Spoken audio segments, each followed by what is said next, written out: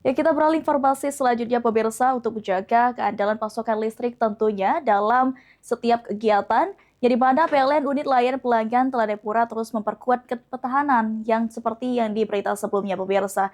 Dan juga melalui program Layap the Star sendiri, PLN ULP Muara ini menyalakan listrik mandiri untuk salah satu warga di Kelurahan Tungkal, Kabupaten Muara ini yang selama ini belum memiliki sambungan listrik sendiri.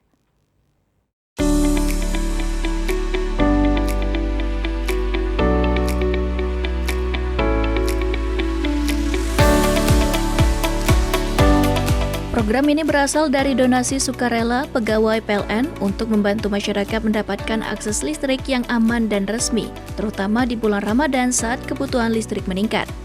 Manajer PLN UP3 Lahat, Agus Priyanto mengatakan, program ini merupakan bentuk kepedulian PLN agar masyarakat bisa beribadah dan beraktivitas dengan lebih nyaman.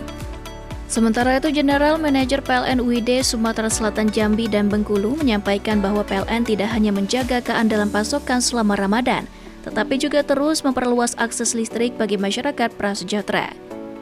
Penerima manfaat mengaku bersyukur karena kini rumahnya telah terang dan anak-anak dapat belajar dengan lebih nyaman. Melalui program ini, PLN menegaskan komitmennya untuk terus menghadirkan listrik yang andal dan merata bagi seluruh masyarakat.